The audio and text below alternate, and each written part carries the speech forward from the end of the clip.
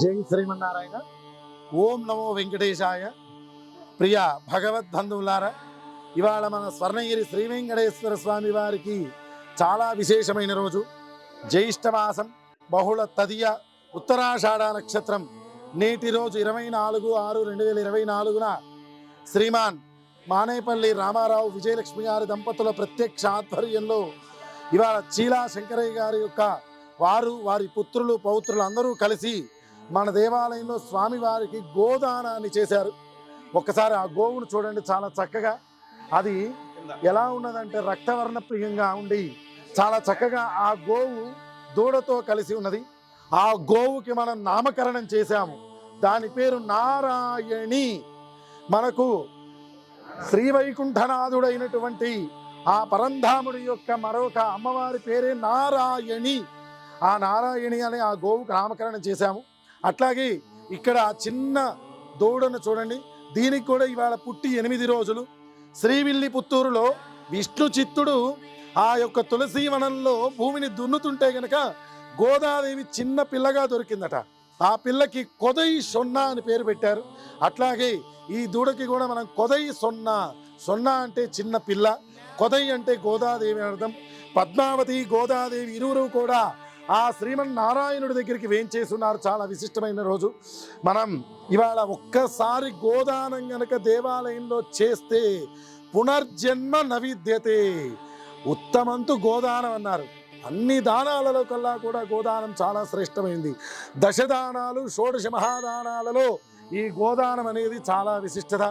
ఒక్కసారి గనక గోదానం చేస్తే గనక ఎంత ఫలితం వస్తుందంటే దశపూర్వేషాం, గడిచిన 10 తరాలు కానీ రాబోయే 10 తరాలు కానీ మధ్యలో జరుగుతున్న మనతరం కానీ శాశ్వతంగా వైకుంఠంలో శ్రీ మహావిష్ణు పాదాల చెంత ఉంటారు అని చెప్పి శాస్త్రము. అంత విశిష్టత ఈ గోదానము. ఇవాళ మన మానేపల్లి రామారావు గారి యొక్క దంపతుల యొక్క ఆధ్వర్యంలో చీలా శంకరయ్య గారు వారి పుత్రులు పౌత్రులు అందరూ కలిసి సకుటుంబ సపరివార సమేతంగా ఆ గోవుని మనకు దానం చేశారు. గోవులో 33 కోట్ల మంది దేవతలందరూ కూడా ఉంటారని శాస్త్రము. అందుకే గోవుకు మరో పేరేందో తెలుసా? త్రయస్త్రింశతి స్వరూపిణి. 33 కోట్ల మంది దేవతలందరినీ కూడా కలిపి సాక్షాత్ ఆ శ్రీనివాసుడికి ఆ యొక్క కలియుగంలో గోవు తన యొక్క పాలతోటి ఆ యొక్క గొంతును కూడా తడిపిందని మనందరికీ తెలుసు. అంత విశిష్టత ఆ గోవు. అలాంటి గోదానం చేయడంతో వారిని వారి కుటుంబాన్ని ఆ స్వర్ణగిరి శ్రీనివాసుడు ఎల్లవేళలా చల్లగా కాపాడాలని కోరుకుంటున్నాం. మనం ఇంట్లో ఆడపిల్లకి పెళ్లి చేస్తాం. పెళ్లి చేసిన తర్వాత ఆ యొక్క అల్లుడిని ప్రతి వారము, ప్రతి నెల, ప్రతి పండక్కి ఎలాగైతే ఆహ్వానం పలికి అల్లుడికి ఎలాగైతే వస్తు రూపంలోనో బహుమతి రూపంలోనో మనం అన్నీ చేస్తూ ఉంటామో, ఈ గోవుకు కూడా మహాలక్ష్మి స్వరూపిణి.